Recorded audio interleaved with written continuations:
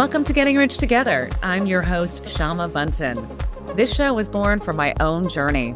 Coming out of a divorce, I reached out to 50 women to talk to them about money. 95% of them did not want to go there. That's when I realized we need spaces where wealth isn't hidden in silence, but shared in possibilities.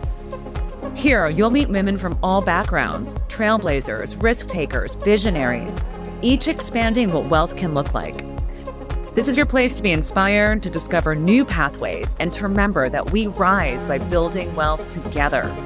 Getting Rich Together is a Wealth Catalyst production. At Wealth Catalyst, we bring together education, networks, and great opportunities for women to build wealth and change the world. Now, on to today's show. Oh boy, I am here today with the brilliant and beautiful Wendy Wecksell. Wendy, you just are a prolific coach, a strategist, and you are using your life's work to deepen and not damage relationships when it comes to wealth. Something that I think is so valuable and important as the founder of Wecksell Partners and creator of the EQ of Wealth. Darling, you are working with ultra high net worth women and families to have real conversations of what's going on underneath the numbers. Fear, legacy, love, and what it means to have a life well lived and using your money to do well. I am so honored to have you and your spirit here today on Getting Rich Together. Thank you for being here. That is the most generous introduction. Thank you so much. I wish I could have you at every single meeting. I feel like I've entered the Oprah Winfrey Christmas special where everyone gets a car. That is such an incredibly generous introduction, Syama. Thank you so much. It is an absolute joy and blessing to be here. Oh, I love that, Wendy. So let's start back from a young Wendy. Maybe she was always walking in the trees and connecting with friends, but take me back to a young girl somewhere between 10 and 12 years old. Wendy, where were you in this beautiful planet of ours? Where was home? And what was money like around you? So interesting that you say that. So I was born in New York City. I was raised outside the city. Very funny. Not very funny. My parents' basement recently flooded and I had to help them. And I was helping them out and I found all these albums. And there was all these old photos. And it was all like kid Wendy around from 7 to 18. Thank goodness there wasn't social media for some of these pictures during high school. But what I can say is from 10 to 12, when I look at those pictures, I still recognize myself. And so I think the joy I've always had with me, but when it came to money, it was much more complicated. So I was thinking about certain memories around money as a kid and how there were mixed messages. So there's one memory, and this is actually a little younger. This is 7 years young Wendy, where I must say, I love my family so much. I love my parents so much. The EQ of Wealth would not be a thing if it wasn't for them. I literally moved back into their home to build this business because I bootstrapped this for the last 6.5 years. Overhead and New York City living does not make sense. And so I could say I really understand family. And I'll come back to being a kid, but when I had a health scare in the last 2 years, let me tell you, there's nowhere else that you want to be than with your parents. They're the people that love you unconditionally. So I say that because 7 years young Wendy, money was very complicated in my family. So I remember going into my parents' bedroom and I told my dad, I said, I really want to go to summer camp. Like it was just this very innocent question. And I just remember the oversized reaction. It was such anger. And he said, if you go to summer camp, you're going to end up in a cardboard box. You're going to be homeless. And 7 years young Wendy was like, what? I'm like, oh my God, I felt like I had done something wrong, that by asking for something, I wasn't the quote unquote good girl. In addition, money was always what caused arguments in my family, especially with my dad. When I did get to summer camp, sleepaway summer camp when I was 10. So coming back to your original question, I went to a very fancy summer camp. I didn't realize this, but I grew up upper middle class and very blessed. And I remember there were two people that I was introduced to before I even got to summer camp. And so one person was a really lovely girl that had trouble making friends the year before. And so she lived about 20 minutes away from where my parents lived. So we drove up there, and I realized that when we got there, it was a gate. It wasn't an address. It was a gate. And so we had to call in, and we literally had to drive for 5 minutes from the gate to the house. So it was almost like if you'd imagine Pride and Prejudice on screen, but Great Gatsby took place in Long Island. So you're going through this manor, these windy roads, and then this main house and this pool. And I was like, wow, this is a different world. And I just didn't really think anything of it. And then the second girl was my pen pal. And I went to her house in the city, apartment in the city. And I literally didn't know how many rooms they had. And so it was this very strange thing where I was around money. I know that we had money and that we were comfortable, but yet it was always the source of arguments. It was always, especially with my father, it was also not just arguments, it was a source of secrets. So when I coming back and what led to the EQ of wealth, it's not surprising that I'm at one place, I'm very comfortable around this wealth. And by the way, wealth from the purpose of how are we using it to make the world better? And I deeply understand, and we'll probably get to that later, how emotional and it can become and how that affects our act. Sure. So when you were growing up then, so like you had this early experience at summer camp with certainly starting to see like what knowing life is comfortable, but then starting to see maybe a little bit something more, right? Like these are some of the other things that are possible. How did you start to translate, I guess, what it is you thought you knew of yourself in high school? Was it, all right, money causes trouble at home, so I'm going to get a job? Was it, I'm going to double down on my studies because I need to get out of here and go to a good university? How did you start to think about exercising some early high school year independence and starting to shape who you were? Syama, I wish I thought about money in that way when I was in high school. So I had a job. I loved it. I was actually, it's quite interesting. I was thinking back on it. I've always worked in service jobs. So what does that mean? I worked at a clothing store. I loved making sure that young girls felt good about themselves. I also saw the dynamics in this fancy-ish clothing store between the mothers and the daughters and how that would play out, and seeing what things that can be unsaid and how they can really hurt each other's feelings. However, I was an artist. I was a theater kid. Coming back to those pictures from 10 to 12 years old Wendy, she was mostly in costumes. Like she was probably in plays, like a lot of ballet recitals. We didn't talk about money. I wasn't exposed to money. And in fact, I knew it was there, but it wasn't something that was appropriate to talk about.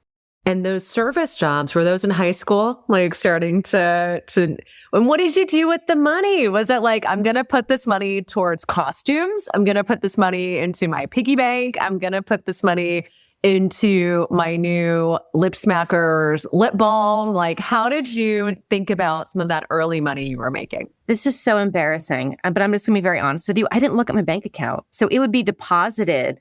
And so a huge part of my journey was thinking this didn't exist.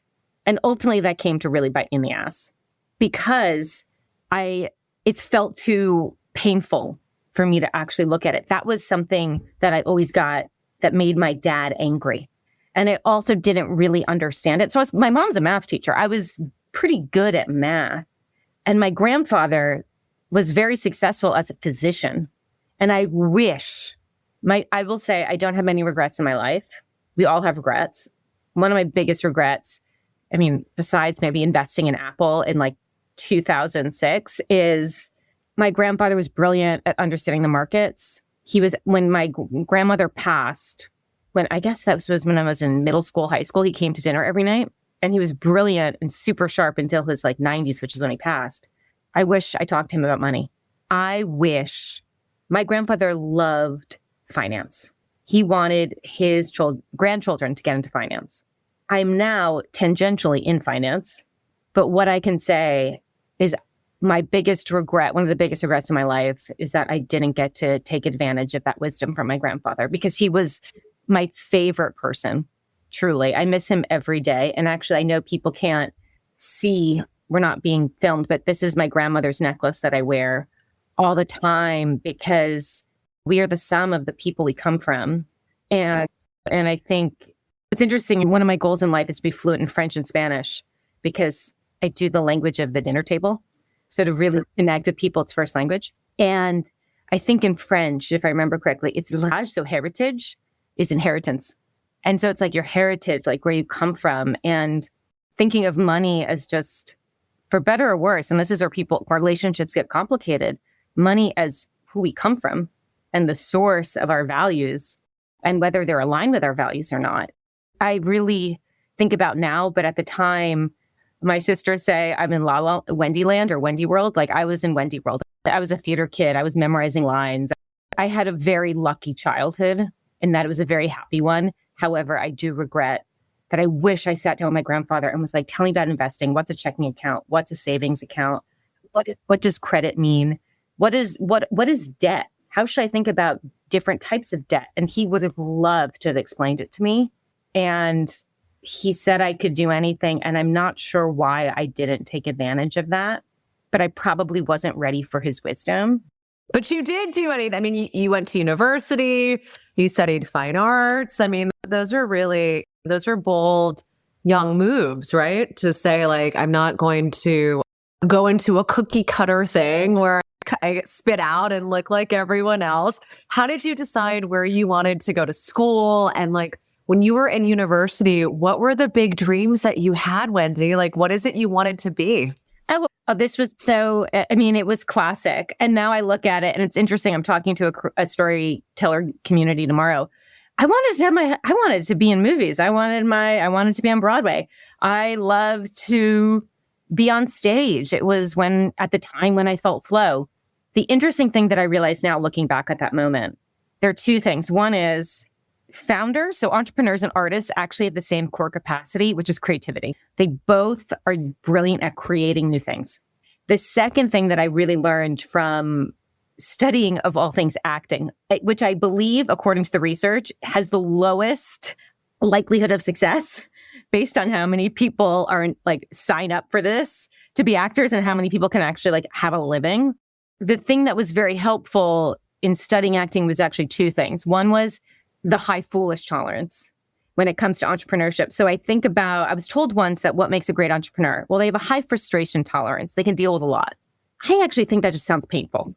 It's like, do I want to sign up for suffering? I know it's in my life. I know that's going to happen, but I don't want to just sign up to be being an entrepreneur is being frustrated. And that's a badge of honor. I think of it as a high foolish tolerance. And the thing that I studied in acting was improv. And improv is one of the few situations where you make things up, and when you fail, it's hilarious. And so that muscle of failing joyfully is so important for resilience. And the second lesson, and I probably will write about this one day, everything I needed to know to be a founder, I learned in acting school. And the second was that the only way to actually succeed is to be 100% yourself. Yes. Yeah, absolutely. I mean, it's doubling down on who you are. So as you were then, every young person who's graduating college, no matter how much support their parents give, is always freaking out about what's next, right? It's like, how am I going to show up in the world? And what am I going to do with myself? And as you were approaching these, okay, it's time to now finish school and try to navigate living in this world. And obviously coming out of college, no one gets paid that well. So no matter how great you are, it's New York City is expensive. Life is hard. How did you think about these first jobs that you would have?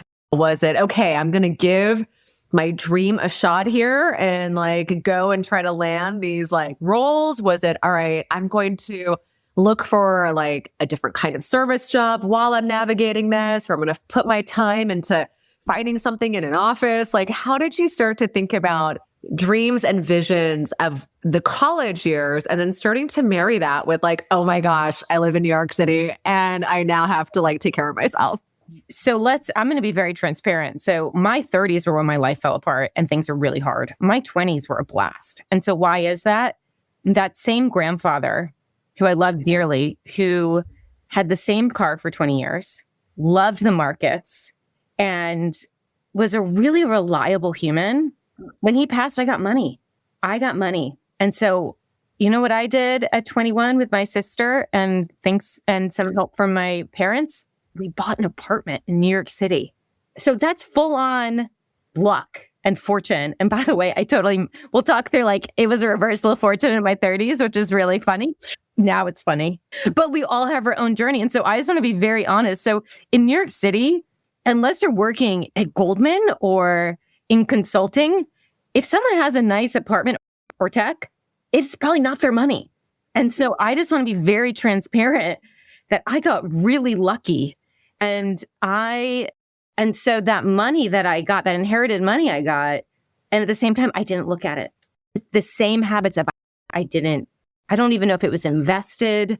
I was given the best opportunity, literally like the wheel of fortune. And by the way, I don't know what the amount was to this day. I actually have to find out. I don't know what it was. It wasn't an amount of money where I could not work for the rest of my life. That is not the case at all. But it's an amount of money where I was able to work in film in New York City, have a decent apartment, and then work in nonprofits. And so I just want to be very transparent about that experience. And so part of the reason I created the EQ of wealth and I was able to do what I wanted was because I come from a place of having that financial security. At the same time, my negligence or just fear, quite frankly, my fear around money and how much it unsettled me and how much it put me into stress response, I didn't handle it well. And by the way, it all went away. It wasn't a huge amount of money that most people, we think about trust fund kid, but if it was managed well, compounding is the eighth wonder of the world. Thanks, Albert Einstein. So I took that lesson of, wow, money's really emotional, and that I made a lot of illogical decisions. And I would actually, at the time, spend money to feel good. So it was my outlet. You think about, we all might have addictive tendencies. If I felt bad, I'd go shopping. I would buy a new shirt. I wouldn't deal with my feelings, although I am a very emotionally aware person. But in my 20s at the time, the thing that I do regret spending my money on was I didn't need all those clothes. That was, and it wasn't now I'm I just don't want anything. But it was an emotional outlet of self-soothing. And then in my 30s, we'll probably get there, I put everything into this business, and I can look into people in the eye that I work with, really blessed to work with not only the kindest humans, but people have huge resources. And I actually don't care about their money, because for me, there's a misunderstanding of what true wealth is.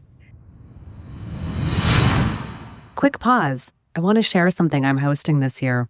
It's called the Freedom 2026 Tour.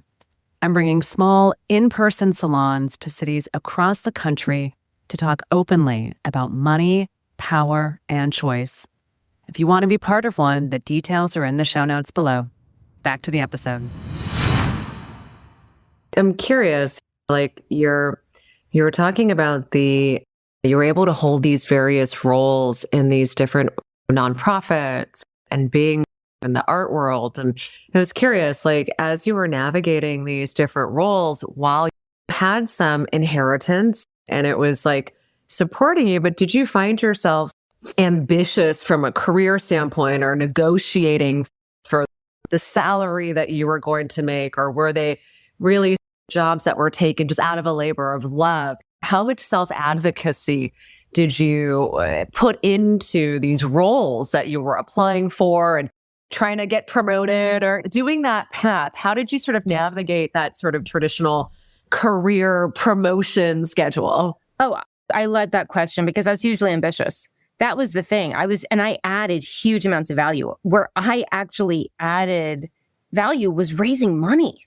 And so the thing that also is interesting, or is just true, that our strength becomes our weakness because we overwork it. One of my strengths is my generosity. Where I had to get smarter in my life is I'd be too generous. And so I worked at in my first nonprofit job, I led fundraising because I was comfortable around this wealth. I just shared my camp experience. And I love talking to people. The thing about fundraising, especially in philanthropy, is you talk to people not necessarily about their budgets, but you talk to them about their kids and their dreams. And it's a very human experience. I just really love that. I love getting to know people. And I helped raise a lot of money. And when I look back on it, I remember I advocated for like maybe a $5,000 raise, but I was getting paid $60,000 raising millions of dollars. Like that's insane. And I think part of that was guilt. I think there was guilt that maybe, I don't need this money. I did actually need the money. I didn't have I didn't have the nest egg I thought I had. And also the ability to receive generosity, receive in all ways, including wealth, including money, was really tough for me. And so I was so good at raising money for other things, for other causes, bringing other people money. And yet when it came, how do I advocate for myself? That was a huge growth area. And I had to do a lot of work around that. And it's really powerful to think about how we can hold so many things at once.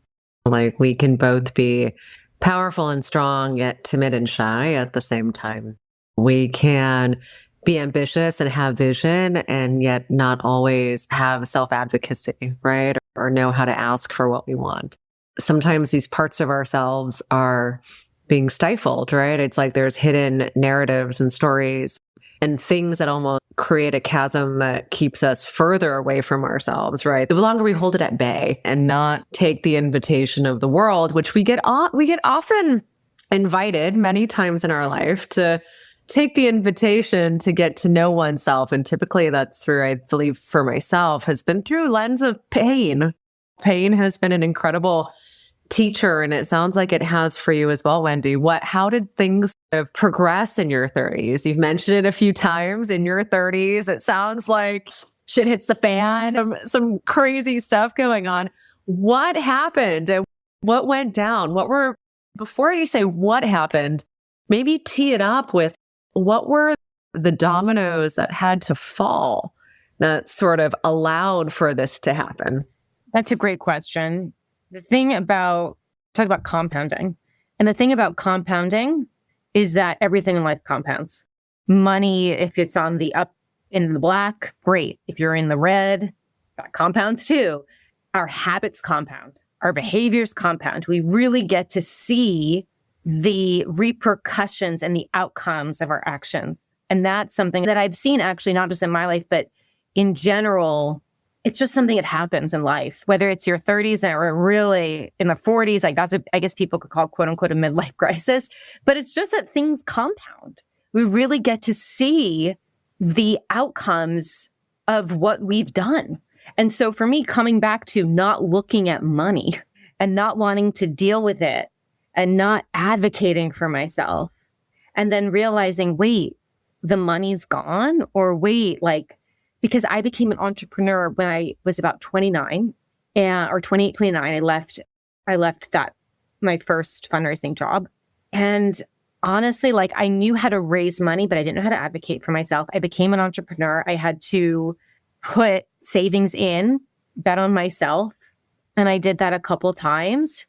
And I'm a big believer in dreams, but I also need to balance that in reality. And things take much longer than I expected. The thing I think about a lot is that there is no getting around the time it takes to create something original. It's also compounding. And I started this business when I was 34 years young. And now I'm so proudly 40. And it's just starting to make sense. People are just starting to get it. And the dominoes, et cetera. And actually, I was looking at, today's a big day because I don't aim to reach, I just aim to be better. And I looked at my revenue for next year, and it's actually what I've confirmed for next year is more than what I've brought in all of this year already. And so I've come a long way, but I had to essentially break down and literally my past life of not being conscious of where money is and also how I treat people. So I'm saying I care a lot about relationships, but when I look back, I could have been a better friend to certain people. And also when I had a health scare 2 years ago, actually for about a year, my parents were so there for me.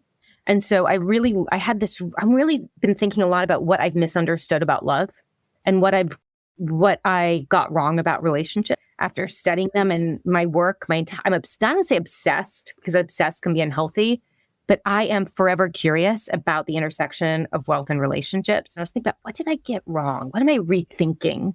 And it's this sense, and it's this idea of independence. Yeah. So wait, so you didn't tell me what happened in your 30s. Oh, so my 30s, I started two businesses. Yes, I started two businesses. One of them we decided to end because it wasn't the business we wanted to be in. I wasn't really making money because I was starting these businesses. They weren't bringing enough. Did you set up like, this is how much I'm going to allocate into this business and give it a go? How did you sort of decide how much to pull out, or like what was the thought process around your entrepreneurial journey? I mean, I wish I had a more cognizant, thoughtful thought process. It was the thing that I will say that it's guided this one. The first one was like, what do I think would be really interesting? What am I curious about? And that was a travel company with one of my dearest friends. And then the second with Wecksell Partners, I didn't want to do this. I was exhausted. The only reason I got into coaching was because somebody said that I would be great at it. I thought that was a horrible idea, but I felt so lost because I was closing down or transitioning out of that first company that I gave it a go. And the second person that I coached was a former professional football player. I had no experience, zero training. And he said that I changed his life. And I just remember crossing the street around Washington Square Park and it was June, so it was still light out. It was at 7:00, and getting that text message. And the first thing that popped into my head was F, because I knew that as a founder, where there's little effort and huge outcomes, you follow. And I knew this was it. And I also knew it'd be really hard because nobody knew me for this thing. And so I thought this wouldn't take as long, but I was like, all I know is that I have to follow this. And I think for me, I've had to learn to be much smarter about the allocation. How am I thinking about this? What's the process? For me, I just known this was my calling and why I was put on this planet. And for me, the only person I couldn't betray was myself. Of course. I mean, it's so powerful. So at that time when you're having this career life path discovery, which is also, what you're working on and developing, it's really working with people with some of the more deeper side of their money. It also has you work with your deeper sides of your money, and where are the areas that you're putting time and energy and your values and what's important to you. Can you double click a little bit on sort of the evolution of life before your awakening and how you treated your money and how you looked at your energetic output, and then after this awareness and the aha, and maybe some of the ways in which you started to reallocate your time and money, or how did it start to show up differently for you? Well, it became, how do I eliminate expenses? So this idea of wanting to spend money on clothes to feel better, I was like, oh no, we're just going to feel the hard feeling, because I am no longer allocating money towards things that aren't essential. And so I actually adopted a bit of, I wouldn't say Buddhist or a monk mentality, but it was I just need to eliminate, how much spending can I eliminate, but how do I also keep joy? So I didn't need items, but I really valued experiences. So I was much more thoughtful about that. In addition, I would start to, every Wednesday and Sunday, I do my accounting. But how it started was I created this process called Wealthy Time. And because I didn't look at my money for so long, I actually just had to go through my accounts and be like, what am I spending? And literally write in how much is it? What category is it in? And how did I feel about purchasing that? And so I guess you could say that's classic budgeting, but for me, I called it Wealthy Time because creating a budget sounds like going on a diet, which is, I hope to never go on a diet. It just sounds really terrible. But Wealthy Time, I was like, this is the skills that I'm going to develop to create the behaviors of wealth. And so that really started around this time, as well as, quite frankly, getting much better at charging people. I used to give a lot away for free. And because I have a big heart, and so I worked a lot when I started Wecksell Partners with community organizers and female founders and artists and people and I was also just I was just trying to learn. I wasn't known for this. Basically learned through doing. And the EQ of wealth was not created because I had this desire to work with wealthy people. Not at all. It was because my life fell apart. The fall of there are multiple times you fall apart. I called it a Phoenix anniversary. It was actually September 12th, 2022. I was supposed to move to Paris and I had all this money lined up. I had an apartment, this and that. And then everything within 24 hours fell apart. And I had like all the business. Everyone backed out. I remember the real estate agent. It was so French. I love French people. But I will say just imagine a French real estate agent. And I told her I had to back out. And then she basically said that she would blacklist me from all of Parisian real estate. In French culture, they love to debate and they love the drama. I've dated 30% of the men in my life, 30% of the men I've dated in my life have been French. I will say from personal experience, they do love a debate. And I just remember I was like so heartbroken. And this real estate agent who I didn't know was like, threatening to blacklist me and I was like, what is going on here? And then I sold all my furniture by this. I had to move back with my parents. And I was like, what am I doing with my life? And I just created what is now I call it the legacy magic framework, which is I got to figure this out because I never even wanted to get into coaching. I just knew this was why I was put on this planet. And that is something I will never fully understand, but I know to be true. And so I created the framework, which is based off of I think it's the hedgehog concept from good to great. And it was 3 different circles. And I just looked at it. I said, okay, so personal, professional, and potential. Personal, what have I overcome? Professional, what is my expertise? Potential, what should exist but doesn't? And so whatever's in that middle is going to be the answer to why me. And so the why me was, I understand money. I understand the complications of it. I understand how it affects relationships. Professionally, I did a lot of fundraising. I moved a lot of capital for impact among this very niche demographic of wealthy individuals and families. And the potential, oh my goodness, did I wish I had this training, but it didn't exist. And so it was not from desire, but from necessity that the EQ of wealth was created. I love that. So as you're sort of looking at what the EQ of wealth has done so far in the world and thinking about legacy and what you're building towards and what is it sounds like you took some time to really incubate this and to really get this exactly where you want it to be. And then obviously with all children, right, you birth something, you grow it, it becomes a toddler, then it becomes a high schooler, then it graduates. And then you have this legacy business, right? This thing that's really creating a lot of legs and impact in the world. If you were to think about the legacy of the EQ of wealth and what you're looking to leave as an imprint on society, what would that look like, Wendy? Thank you for the question. I'm thinking about that actively. And the thing that I'm really focused on right now is how do you measure this? And so I come from a fundraising background. I believe that wealth and capital can do amazing things in this world because I've seen it. And so for me, it was actually created because I wanted people to take action around moving capital. And what I would see from the fundraising side was that people were afraid to deploy capital, to make a decision because they didn't know how to talk to their spouse. They weren't able to come to an agreement at a family meeting. They were afraid of making a mistake. And so it was actually I just want people to feel like they have the tools to take action. And so for me, and I don't know if this is the right goal. I'm working with someone right now who has much more of the IQ brain. We need people that are better than us around us to keep us better. And I would love to have this work be the reason that 1% more capital gets moved to impact globally.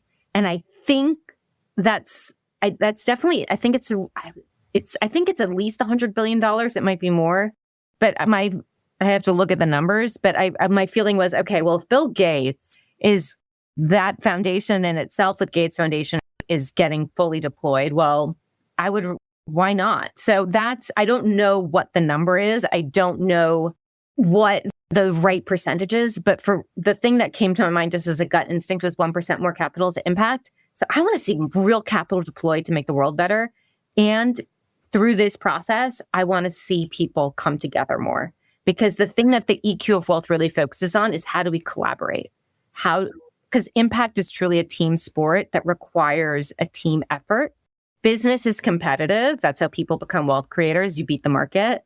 Relationships and impact is collaborative. Totally different games. And so do not bring your competitiveness home. It is literally cancer for relationships. I hope that through this work, I love you will be shared a lot more. People will feel much more connected to each other.